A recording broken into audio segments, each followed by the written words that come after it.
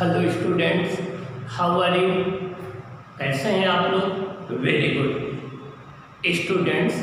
अभी इसके previous class में हम डिस्कस कर रहे थे इलेक्ट्रोमैग्नेटिक इंडक्शन के विषय में, जिसमें आपने इंड्यूस्ड ईएमएफ और इंड्यूस्ड करंट के विषय में स्टडी किया था। जो इंड्यूस्ड ईएमएफ हम लोग वहाँ प्रोड्यूस करते थे या पोटेंशियल डिफरेंस प्रोड्यूस करते थे किसी सर्किट में, वो अल्टरनेटिंग पोटेंशियल कहलाता है या एसी कहलाता है। और जो वहाँ पर हम इंड्यूस्ड करंट प्रोड्यूस करते थे वो अल्टरनेटिंग करंट कहलाती है या उसे हम एसी बोलते हैं। तो हमारा ये चैप्टर 7 है अल्टरनेटिंग करंट, जिसको आप एसी बोलते हो। चैप्टर 7 है हमारा अल्टरनेटिंग करंट, जिसको हम लोग एसी बोलते हैं। अब क्वेश्चन ये उठता है, ये एसी क्या है, डीसी क्या है, इनमें डिफरेंस क्या है? आइए हम डिस्कस करते हैं। हमारी डेली लाइफ में हम दो तरीके की करंट का यूज करते हैं, एक डीसी और एक एसी। एक को हम डायरेक्ट करंट बोलते हैं, एक को अल्टरनेटिंग करंट बोलते हैं। हमें सेल के द्वारा, बैटरी के द्वारा, डीसी जनरेटर के द्वारा जो करंट मिलती है ये डीसी होती है, जिसे हम डायरेक्ट करंट कहते हैं। और हमें एसी जनरेटर के द्वारा, पावर प्लांट के द्वारा जो करंट मिलती है वो अल्टरनेटिंग करंट होती है, जिसको हम लोग एसी कहते हैं। तो हम अपनी डेली लाइफ में 2 टाइप की करंट यूज करते हैं, एक एसी और एक डीसी। आइए अब हम देखते हैं दोनों में डिफरेंस क्या है और दोनों को कैसे हम जो है यूज करते हैं। कॉन्सेप्ट नंबर 1, इंट्रोडक्शन डीसी और एसी के विषय में। डीसी का मतलब डायरेक्ट करंट, स्टडी करंट भी इसको बोलते हैं, कांस्टेंट करंट भी बोलते हैं। तो डीसी है कांस्टेंट मैग्नीट्यूड एंड डायरेक्शन। जो डायरेक्ट करंट होती है इसका मैग्नीट्यूड कांस्टेंट होता है। आप देखिए यहाँ पर हमने डीसी करंट के मैग्नीट्यूड और इसके टाइम के बीच में ग्राफ प्लॉट किया है। आप देखिए हमने डीसी करंट के मैग्नीट्यूड और टाइम के बीच में ग्राफ प्लॉट किया है। देखिए टाइम तो चेंज हो रहा है लेकिन मैग्नीट्यूड वही I0 है, मैग्नीट्यूड नहीं चेंज हो रहा है। तो डायरेक्ट करंट का मैग्नीट्यूड टाइम के साथ चेंज नहीं होता है, ये कांस्टेंट रहता है। तो इसका मैग्नीट्यूड I0 मेंटेन है, मैग्नीट्यूड इसका नहीं चेंज हो रहा है। तो डायरेक्ट करंट वो करंट होती है जिसका मैग्नीट्यूड और डायरेक्शन दोनों नहीं चेंज होता है। तो इस ग्राफ में आपका क्लियर है कि इस करंट का मैग्नीट्यूड टाइम के इंक्रीज होने के साथ मैग्नीट्यूड कांस्टेंट है, मैग्नीट्यूड नहीं चेंज हो रहा है। और डीसी करंट की डायरेक्शन भी नहीं चेंज होती है। देखिए ये कोई रजिस्टर है जिसमें डीसी करंट हम फ्लो करा रहे हैं। इसका ए एंड पॉजिटिव पोलैरिटी है, बी एंड नेगेटिव पोलैरिटी है। तो करंट की डायरेक्शन हमेशा ए से बी बनी रहेगी, इस करंट की डायरेक्शन नहीं चेंज होगी। रीजन क्या है कि पोलैरिटी जो डीसी करंट की नहीं चेंज होती है, पोलैरिटी फिक्स्ड होती है। जो प्लस बन गई वो हमेशा प्लस बनी रहती है, जो माइनस बन गई वो हमेशा माइनस बनी रहती है। तो पोलैरिटी इसकी चेंज नहीं होती है। तो polarity of DC remains fixed. अगर ए प्लस बन गया, बी माइनस बन गया, तो हमेशा ए प्लस बना रहेगा, बी माइनस बना रहेगा। करंट की डायरेक्शन हमेशा ए से बी की तरफ फ्लो होगी, डायरेक्शन नहीं चेंज होगी। तो मीन्स डीसी करंट की ना पोलैरिटी चेंज होती है, ना मैग्नीट्यूड चेंज होता है, ना डायरेक्शन चेंज होती है। आइए एसी का देखें। The magnitude of AC continuously, the magnitude of AC continuously changes and direction periodically changes. जो अल्टरनेटिंग करंट होते हैं इसका मैग्नीट्यूड कंटिन्यूअसली चेंज होता है। देखिए मैग्नीट्यूड इसका पहले 0 था, फिर मैक्सिमम हुआ, फिर 0 हुआ, फिर अपोजिट डायरेक्शन मैक्सिमम हुआ, फिर 0 हुआ। तो जो डीसी करंट है इसका मैग्नीट्यूड कंटिन्यूअसली चेंज होता रहता है और उसकी डायरेक्शन पीरियडिकली चेंज होती है। देखिए 0 से पॉजिटिव हाफ साइकिल में करंट की डायरेक्शन अगर ए से बी होगी तो निगेटिव हाफ साइकिल में करंट की डायरेक्शन बी से ए हो जाएगी। अगर पॉजिटिव हाफ साइकिल में करंट ए से बी डायरेक्शन में फ्लो कर रही होगी, ए पॉजिटिव होगा बी नेगेटिव होगा, तो नेगेटिव हाफ साइकिल में करंट की डायरेक्शन बी से ए हो जाएगी, बी नेगेटिव हो जाएगा, ए पॉजिटिव हो जाएगा, करंट की डायरेक्शन बी टू ए हो जाएगी। क्या करंट की डायरेक्शन बी टू ए हो जाएगी। तो जो एसी करंट है या अल्टरनेटिंग करंट, इसकी पोलरिटी ऑफ एसी चेंजेस, इसकी पोलरिटी चेंज होती रहती है, plus minus minus plus plus minus. तो प्लस माइनस जब होगी तो करंट की डायरेक्शन ए से बी होगी, जब ये प्लस माइनस हो जाएगी करंट डायरेक्शन बी से ए हो जाएगी, जब फिर प्लस माइनस हो जाएगी करंट डायरेक्शन ए से बी हो जाएगी। तो डीसी करंट की डायरेक्शन कंटिन्यूअसली चेंज होती रहती है, इसकी डायरेक्शन फिक्स नहीं होती है। रीजन क्या है कि इसकी पोलरिटी चेंज होती रहती है।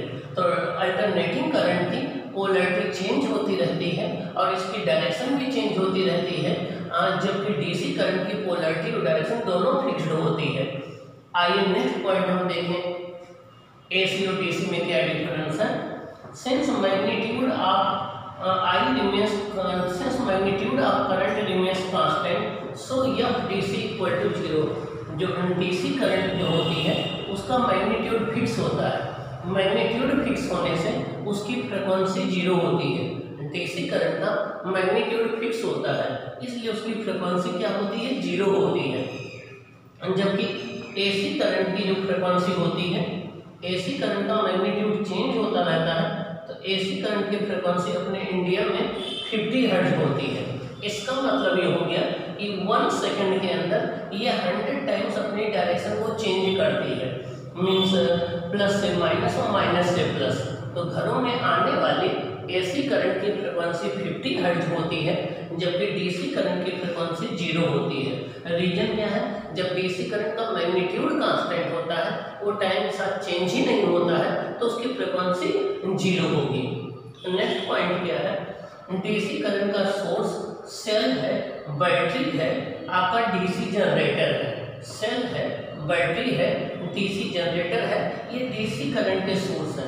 यहाँ से डीसी प्रोड्यूस की जाती है। और एसी के सोर्स है, जनरेटर है, पावर प्लांट है, यहाँ से हम लोग अल्टरनेटिंग करंट प्रोड्यूस करते हैं, या एसी के सोर्सेज है। नेक्स्ट पॉइंट, अगर हम डीसी को एसी में कन्वर्ट करना चाहते हैं, मीन्स डायरेक्ट करंट को अल्टरनेटिंग करंट में कन्वर्ट करना चाहते हैं, तो हम इन्वर्टर का यूज करते हैं। इन्वर्टर या ऑसिलेटर का यूज करके डीसी को एसी में कन्वर्ट कर सकते हैं। और अगर एसी को हम डीसी में कन्वर्ट करना चाहते हैं तो रेक्टिफायर का यूज करते हैं। तो डीसी को एसी में कन्वर्ट करने के लिए इन्वर्टर का यूज करते हैं, एसी को डीसी में कन्वर्ट करने के लिए रेक्टिफायर का यूज करते हैं। और नेक्स्ट पॉइंट, ट्रांसफार्मर का यूज केवल एसी के साथ किया जाता है, डीसी के साथ ट्रांसफार्मर का यूज नहीं होता है। और ट्रांसफार्मर का यूज करके अल्टरनेटिंग वोल्टेज को हम कम या ज़्यादा कर सकते हैं, इंक्रीज या डिक्रीज कर सकते हैं। Transformer can be used only with AC to change voltage. Voltage को चेंज करने के लिए ट्रांसफार्मर का यूज हम करते हैं, तो एसी को डीसी में चेंज कर सकते हैं। ये आपका डीसी का यूज किया जाता है इलेक्ट्रोलिसिस में, इलेक्ट्रोप्लेटिंग में, केमिकल इफेक्ट ऑफ करंट में, इलेक्ट्रो रिफाइनिंग में। मीन्स इलेक्ट्रोलिसिस का मतलब हुआ करंट में, जब वाटर में जब आप करंट फ्लो करते हो तो वो आपका हाइड्रोजन और हाइड्रोक्सिल और हाइड्रोनियम आयन में टूट जाता है। तो इलेक्ट्रोलिसिस के लिए, इलेक्ट्रोप्लेटिंग के लिए एक मेटल के ऊपर दूसरी मेटल का प्लेट चढ़ाना, इलेक्ट्रो रिफाइनिंग के लिए मेटल को प्योरीफाई करने के लिए हम डीसी करंट का यूज करते हैं, एसी का यूज नहीं करते हैं। और ये आपकी एसी करंट चीपर पड़ती है, इसको ट्रांसमिट करना आसान होता है डीसी के कंपेरिजन में। और ट्रांसफार्मर का यूज करके हम एसी वोल्टेज को कम और ज़्यादा भी कर सकते हैं। आइए अब हम और देखें, in a circuit DC is controlled by ohmic resistor. किसी सर्किट में अगर हमें डीसी को कम ज़्यादा करना होता है, डीसी करंट को कंट्रोल करना होता है, तो हम ओमिक रजिस्टर का यूज करते हैं या रेजिस्टेंस का यूज करते हैं। रेजिस्टेंस का यूज करके हम डीसी करंट को कम या ज़्यादा कर सकते हैं।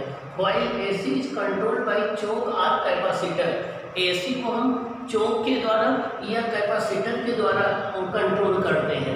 मीन्स किसी सर्किट में अगर अल्टरनेटिंग करंट को कम ज़्यादा करना है, उसको कंट्रोल करना है, तो हम उसके लिए चोक या कैपेसिटर का यूज करते हैं। जबकि डीसी करंट को हमें कंट्रोल करना है तो उसके लिए हम ओमिक रजिस्टर का यूज करते हैं। The behaviour of DC frequency independent while that of AC is frequency dependent. जो डायरेक्ट करंट का बिहेवियर होता है ये फ्रीक्वेंसी पर डिपेंड नहीं करता है, चाहे फ्रीक्वेंसी कम हो चाहे ज़्यादा हो, इसका बिहेवियर वैसा ही रहेगा। जबकि अल्टरनेटिंग करंट का बिहेवियर फ्रीक्वेंसी डिपेंडेंट होता है। अब आइए हम एसी को डिफाइन करेंगे, अल्टरनेटिंग करंट को डिफाइन कैसे करते हैं। The current whose magnitude changes continuously with time and direction changes periodically is called AC।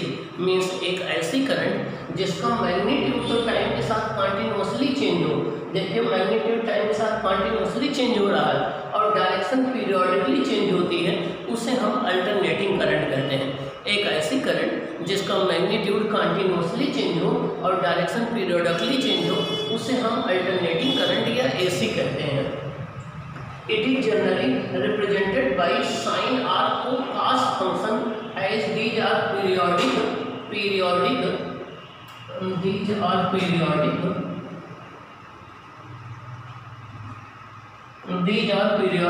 means alternating current को हम साइन या cos फंक्शन के द्वारा रिप्रेजेंट करते हैं। रीजन क्या है कि जो साइन और cos फंक्शन होते हैं ये पीरियोडिक होते हैं, इनका पीरियड होता है 2 पाई।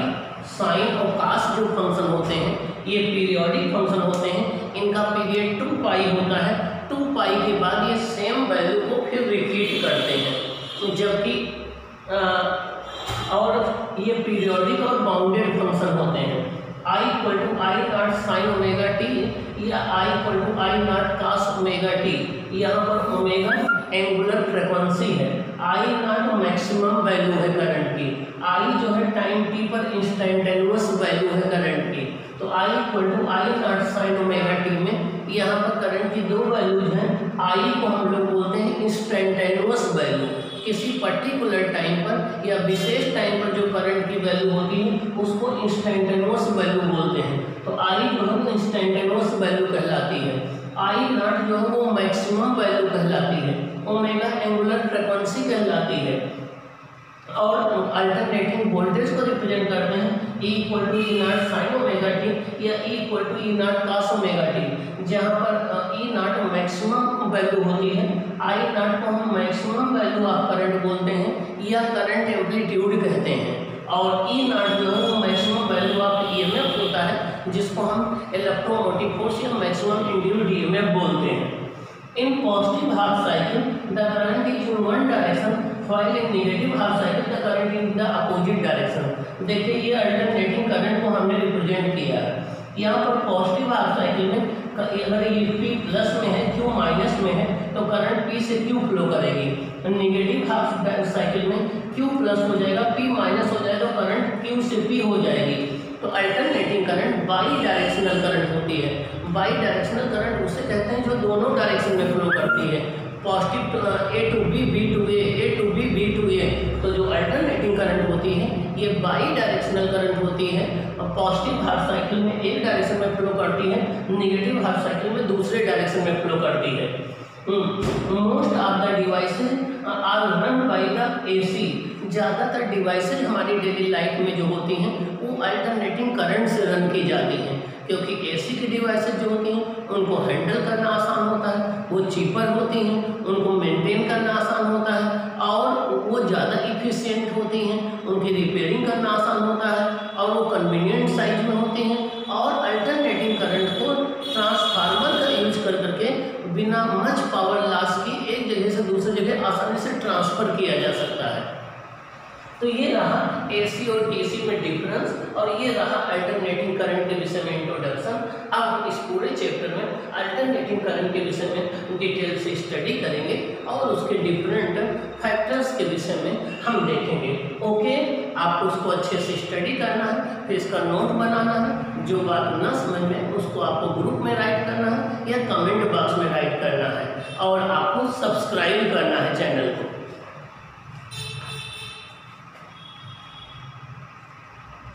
अब हम डिस्कस करेंगे अल्टरनेटिंग करंट को रिप्रेजेंट कैसे करते हैं।